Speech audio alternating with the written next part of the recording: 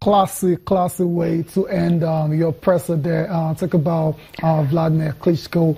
Cecilia, I mean, he's a classy fighter. We've always known him to be that way. So a very nice touch. Class. Yeah, nice I touch at the end there. Yeah, you were talking about the fact that he was playing mind games, but then was it really a mind game? I think it was just being all part of it. All part of it. Yeah. Just some drama he knows in what he's doing. Very experienced, boxer. But Anthony, I mean, Joshua, as calm as ever. He doesn't look unfazed. He doesn't look scared. He doesn't look worried. This guy is going into the toughest fight of his career ever. And he just still look the same for me. And he's a very interesting fighter. No doubt. I can totally understand why a lot of pundits have a lot of time for him. And his response to Anthony, to Vladimir Klitschko was expected. I wasn't really surprised at what he said. He just said, I mean, he's trained hard for this fight and all that. And for Vladimir Klitschko, he's obsessed with actually reclaiming the heavyweight title he lost against Tyson Fury. Yeah. So he feels okay. Coming into this, obviously, I won't be rattled by him, no matter the years, no matter the difference and all that. He will just be calm and go ahead and do what he needs to do. That he never gets to go into anything without knowing that he's going to get something good out of it. So we'll just wait and see. We'll wait and see. We're almost there. We're almost there. Yeah, just less than just a little over a day to the actual bout. Let's listen to Anthony Joshua as well too. He's got some very interesting things to say. Vladimir knows what's going to happen on Saturday night. He's going to put that little gadget in his robe. What do you think happens on Saturday night? I win. I win. No, it's not complicated. It's not complicated. Let's not overthink it. This isn't science. It's not rocket science. It's just a fight. And as I said, let's strip it right back to what it is. A young lion, ferocious, hungry and very determined. Left no stone unturned in training camp, in many training camps that's led to this position.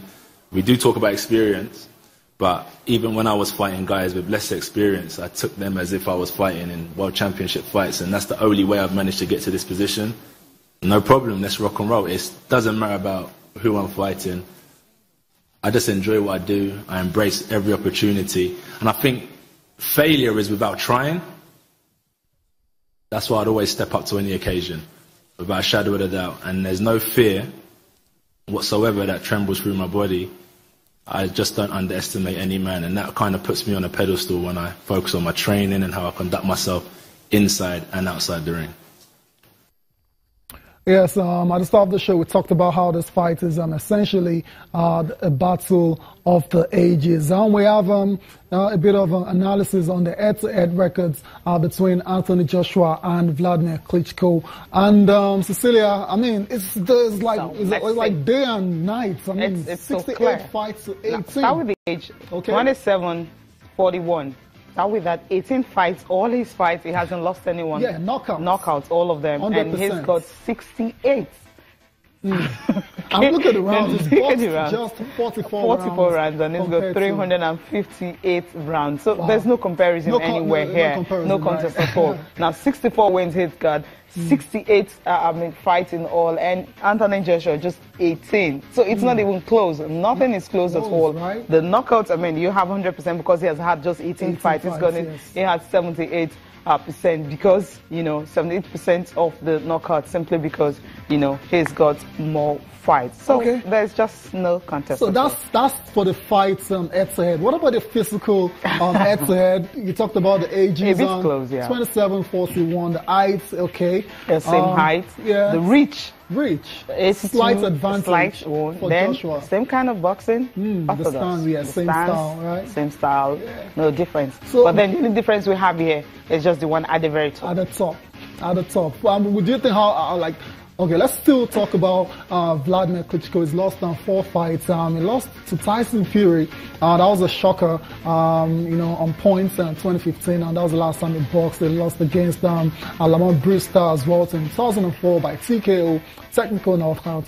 Corey Sanders as well as Ross Purity have also beaten Vladimir Klitschko in the 4. That was before Vladimir became the monster that he for is 11 now. years that he never didn't lose until 2015. Interesting. Everything is all set up for a very interesting fight. And listening to Vitali today, that's the elder brother, he says he doesn't see any problem at all. He thinks it's going to be a very easy win for his brother. Vladimir. I wonder why he says so. He says the style because of his obsession, maybe. Just maybe.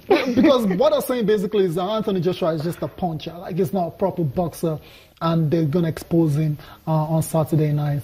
Time will tell. Okay, we'll see if that will happen on Saturday night. We just can't wait to watch that. We know who we're waiting for. Yeah, we know that. Okay, now let's talk tennis. Maria Sharapova, of course, she's back. She won her second game, and it is a straight set win for her. And the love and everything she's getting is just so much. A victory over a fellow Russian, Ekaterina Makarova, 7-5.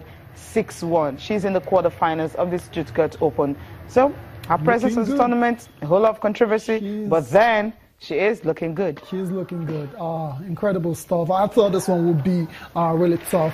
Obviously, the first set, 7-5, was a lot tougher, but the second set, once Maria is in the full flow of things, it's very difficult to stop her, and that's why it didn't really catch me as a surprise that she won the second set 6-1, and because of that, now she'll go on to face Annette Kontaveit. That's in the next round of the Stuttgart Open. Cecilia, it looks like she's made a very seamless return to tennis. Easy. She's not having it so difficult at all. Apart from the game she played against Bencic, where it took her about 15 minutes to win her very first game. But this one, she's gradually growing in confidence and she's getting into it. But then, word number 2, Angelique Kerber. I really don't know what's happening to that lady.